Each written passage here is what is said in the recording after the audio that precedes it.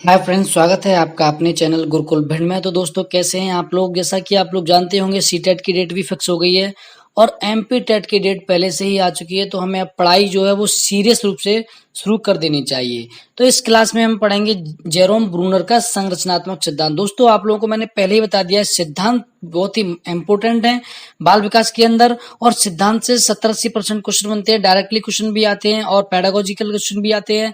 तो सिद्धांत को हम इस तरीके से, सरलतम तरीके से हमने समझाने का प्रयास किया है कि आप एक बार देख लें, उसके बाद आप भूलेंगे नहीं।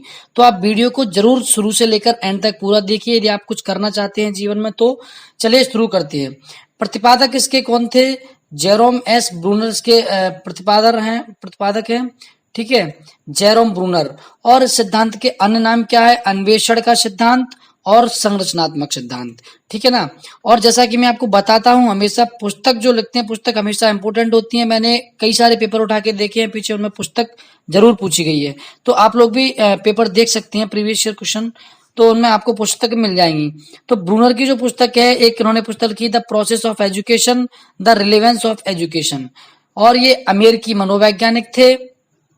इनका सिद्धांत जो है वो प्याजे के सिद्धांत से मैच करता है। प्याजे के सिद्धांत का विकल्प है संज्ञानात्मक सिद्धांत का, जो है प्याजे का जो संज्ञानात्मक सिद्धांत है उससे मैच करता है।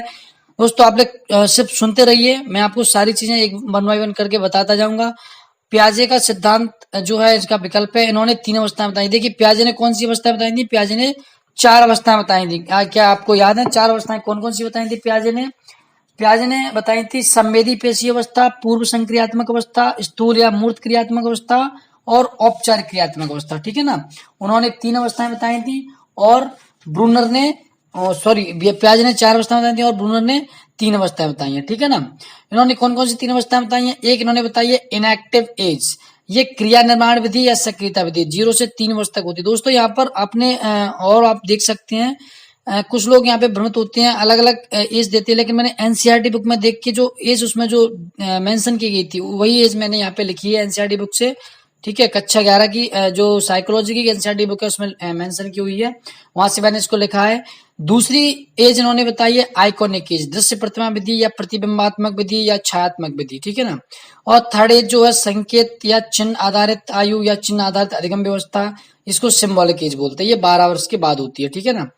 तो ब्रूनर का जो सिद्धांत है, ब्रूनर का सिद्धांत संज्ञानात्मक सिद्धांत पर आधारित है तथा जीन प्याजे के सिद्धांत का विकल्प है। ठीक है।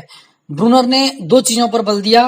पहला, उन्होंने क्या देखा कि उन्होंने ये सर्च करने में लगे हुए थे कि बालक जो है वो उसकी मानसिक अनुभूतियां होती हैं वो किस प्रकार व्यक्त करता है।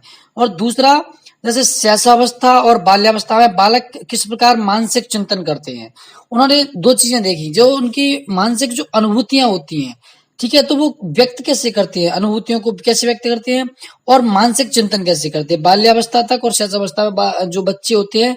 तो वो लोग क्यों करते थे ऐसा? क्योंकि उन्हें वो ये जानना चाहते थे कि उनका जो मानसिक क्रियाएं वो किस तरीके से चल रही हैं, उस तरीके से उनको पढ़ाने का प्रयास किया जाए, जिससे कि शिक्षा में ज्यादा से ज्यादा उन्हें ज्यादा से ज्यादा हासिल हो सके। ठीक है, शिक्षा।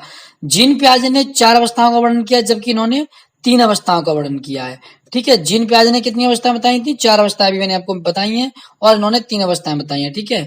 ब्रूनर ने एक स्टेटमेंट दिया था, उन्होंने बोला था बालक नग्न बंदर की तरह नहीं है, जबकि बालक संस्कृति युक्त होता है। ठीक है, बालक एक नग्न बंदर की तरह नहीं है, जबकि बालक संस्कृति युक्त होता है। कभी कभी ये स्टेटमेंट आ जाता है और पूछ लिया जाता है किसने दिया है, तो 4 ऑप्शन आ जाते हैं उसमें, बांडूरा दे दिया, ब्रूनर दे दिया, जीन प्याजे दे दिया, इनमें से कोई नहीं दे दिया। तो ये चीजें आपको याद होनी चाहिए। ठीक है। अब चलिए हम देखते हैं इनकी पहली अवस्था क्या है। पहली अवस्था इनकी है क्रिया निर्माण विधि। ठीक है, क्रिया निर्माण विधि या इसको इनएक्टिव एज बोलते हैं, इनएक्टिव एज। ठीक है, इसमें क्या करता है, बालक जो होता है वो शारीरिक गामक क्रियाएं करता है, जैसे शिशु अपनी अनुभूतियों को क्रिया द्वारा व्यक्त करता है, जैसे हाथ पैर चलाना, भूख लगने पर रोना। ठीक है, ऐसी सारी, जैसे दूध की बोतल है और दूध की बोतल को क्या है, वो देखता है बच्चा तो मुंह चलाने लगता है वो दूध की बोतल को देख के। तो ऐसी जो गामिक क्रियाएं होता है वो क्रिया निर्माण विधि। ये अवस्था जो होती है वो 0 से 3 वर्ष तक होती है, यानी कि जन्म से लेकर 3 वर्ष तक की होती है। ठीक है। अब हम देखते हैं दूसरी जो अवस्था है वो है कौन सी? दृश्य प्रतिमा विधि। ठीक है, इसमें बालक मूर्त प्रतिमाओं के द्वारा अपनी अनुभूतियों की अभिव्यक्ति करता है। इसमें बालक क्या करता है? मूर्त प्रतिमाएं जो होती हैं, इमेज जो उनकी बनती है सामने, जो फिजिकली रूप से सामने जो दिखाई देती हैं। मैंने आपको जीन पियाजे के सिद्धांत में मूर्त और अमूर्त के बारे में डिफरेंस बताया था। मूर्त का मतलब होता है जो हमें सामने दिख रही है फिजिकली रूप से, और अमूर्त जो हम इमेजिनेशन करते हैं, कल्पना करते हैं, ठीक है। तो दृश्य प्रतिमा विधि जो दूसरी विधि है, उसमें क्या है कि ये जो बालक होता है वो मूर्त प्रतिमाओं का चिंतन करता है, जो उसे सामने दिख रही है उन्हीं के बारे में सोचता है फिजिकल रूप से, ठीक है। और इस क्रिया में भाषा का महत्व अत्यधिक होता है। दृश्य प्रतिमा विधि में क्या होता है, बालक भाषा को जिस लैंग्वेज के एटमॉस्फेयर में वो रहेगा और वही लैंग्वेज वो बच्चा सीखता चला जाएगा, ठीक है। तो भाषा का महत्व बहुत ही अत्यधिक होता है। उसके बाद आती है थर्ड जो है संकेतात्मक अवस्था या सिंबॉलिक स्टेज या चिन्ह वाली अवस्था, ठीक है ना। इसमें क्या है, अमूर्त चिंतन अवस्था होती है। अमूर्त चिंतन दोस्तों जो मतलब कल्पनाशील जो चीज हमारे सामने नहीं है उसके बारे में भी सोचना, उसको हम अमूर्त चिंतन बोलते हैं। तो तीसरी जो अवस्था है इनकी संकेतात्मक अवस्था है, इसमें बालक क्या करता है, अमूर्त चिंतन भी करने लगता है, ठीक है। और विचारों को विकसित करने की अवस्था होती है। इसमें क्या थॉट आने लगते हैं माइंड में, और जो सामने चीज है उसके बारे में भी सोचता है, जो सामने नहीं है उसके बारे में भी सोच सकता है, यानी कि कल्पना कर सकता है। और यह अधिगम की उच्चतर अवस्था है। लर्निंग की ये हायर स्टेज है, ठीक है, लर्निंग की हायर स्टेज है।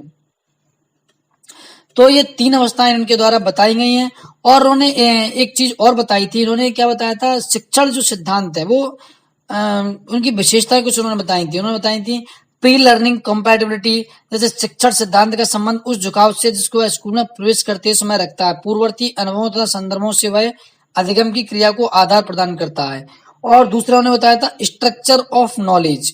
स्ट्रक्चर ऑफ नॉलेज का मतलब क्या है कि जो भी चीज पढ़ाई जाए बच्चे को, उसकी जो मूल संरचना होती है उससे बालकों को अवगत कराया। मतलब एक किताबी ज्ञान नहीं, जैसे कोई चीज पढ़ाई जा रही है उसको, जैसे एक कुत्ते के बारे में बताया जा रहा है, तो कुत्ते का इसका जो मूल संरचना है वो सारी चीजें उसको दिखाई जाए, उससे कुत्ते को सामने ले आया जाए, वो दिखाई जाए, तो वो सारी चीजें सीख पाएगा, ठीक है।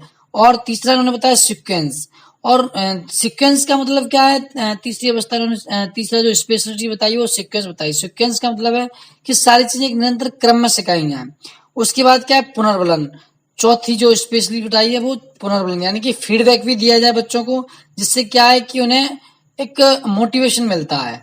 इसका शैक्षिक महत्व क्या है दोस्तों, जो जीन पियाजे के सिद्धांत का शैक्षिक महत्व वही लगभग इनके सिद्धांत का शैक्षिक महत्व, ठीक है।